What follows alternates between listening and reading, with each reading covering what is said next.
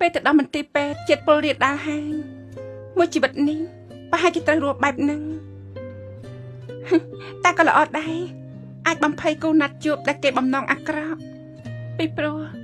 គ្មានបរិះណាដែលមិនខ្វល់ពីសម្រស់របស់ភរិយានោះទេ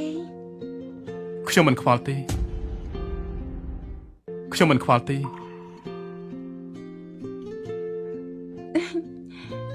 លើថាលោកជាអ្នកស្នងមរតកត្រកូលសៀវលោកអាចមិនខ្វល់ប៉ុន្តែត្រកូលសៀវប្រកាសជាមិនអនុញ្ញាតទទួលស្គាល់កូនប្រសាទដែលមានមុខមាត់ដូចខ្ញុំទេទទួលព្យាបាលមុខម៉ាក់បាន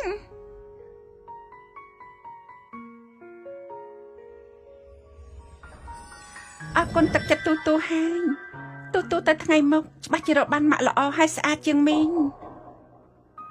ទូមិនយកអ្នកមីងផ្សេងមកធ្វើម៉ាក់ទេទូនឹងប៉ាស្រឡាញ់តែអ្នកមីង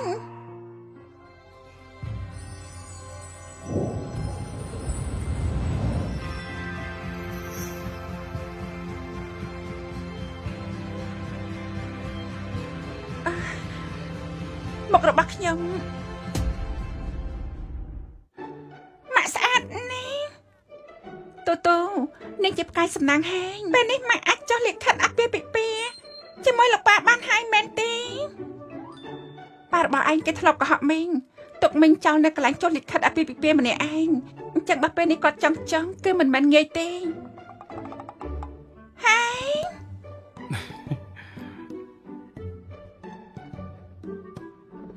កាលនោះប៉ាអូនឮថាបងសំបែកគាត់ខឹងណាស់ហើយគាត់ផ្ដាច់ការសហការជាមួយត្រកូលសៀវទៀតហើយបញ្ជាឲ្យអូនតាក់ទងជាមួយអ្នកផ្សេង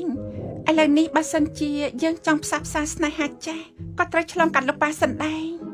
ម៉ាក់កុំបារម្ភទូបញ្ចូលលោកតាឲ្យបានបងក៏ជាពាក់ការបញ្យល់ឲ្យលពូដែរ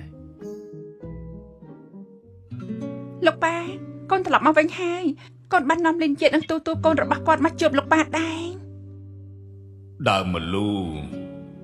ម៉ាក់របស់ឈិញទើបតែចាក់ចេញទៅបាន3ឆ្នាំ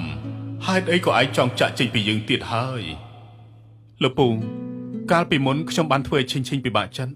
ថ្ងៃនេះខ្ញុំមកសុំទោសលពូដោយផ្ទាល់ក្រៅពីនេះបេះដូងរបស់ខ្ញុំចំពោះឈិញមិនដែលផ្លាស់ប្ដូរទេលពូសង្ឃឹមថាលពូអនុញ្ញាតឲ្យនាងរៀបការជាមួយខ្ញុំផងចុះគាត់មិនចង់ឲ្យកូនពិបាកទៅគាត់សំបែងតែកូនជឿថាកូនរស់នៅជាមួយគាត់បាននៅមានទូទៀតទូព្យាបាលមកឲ្យកូនជាហើយគេជាក្មេងនាំសំណាងលោកប៉ាច្បាស់ជាស្រឡាញ់លោកតាក្មេងនេះស្អាតគួរឲ្យស្រឡាញ់ណាស់នេះ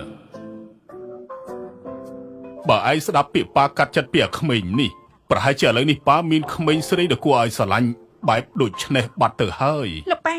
រឿងស្នេហាគឺមិនអាចបង្ខំមួយជីវិតនេះកូនស្រឡាញ់តែអាយៈទេឯងធំហើយមានគំនិតផ្ទាល់ខ្លួនហើយបើឯងមិនស្ដាប់ពាក្យប៉ាទេឲ្យម្ដាយរបស់ឯងដែលស្លាប់ទៅនៅសម្រេចទៅ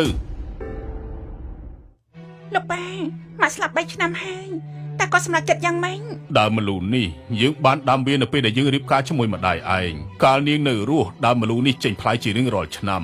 ឥឡូវនាងលែងនៅហើយដើមមលូនេះคล้ายជាអនុស្សាវរីយ៍តែមួយគត់របស់យើងបើឯងអាចធ្វើឲ្យដើមមលូនេះចេញផ្លែឡើងវិញយើងនឹងចាត់ទុកថាម្ដាយរបស់ឯងនៅឋានសួគ៌យល់ព្រមលោកប៉ាកុំលេងសើចលោកប៉ាមិនសង្ឃឹមថាមួយជីវិតនេះពឹងផ្អែកលើកូនទេ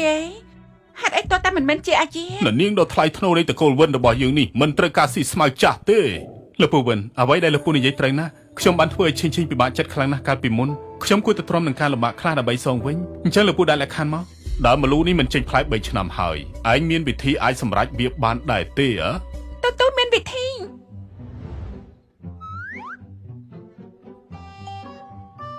កាប់វាត្រង់នេះទៅឆ្នាំក្រោយគឺវាលូតឡើងវិញហើយ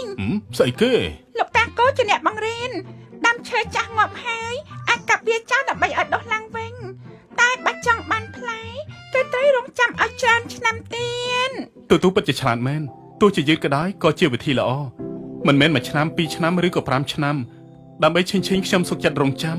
ល្អសម្រាប់តាមនឹងលោកប៉ាឯណាពុថែងកុំកាប់ខ្ញុំអីខ្ញុំនៅអាចសង្គ្រោះបានពេលនេះខ្ញុំឈឺខ្លាំងណាស់ជួយព្យាបាលខ្ញុំផងទៅខ្ញុំប្រកាសជាហើយអ្នកណាកំពុងតែនិយាយ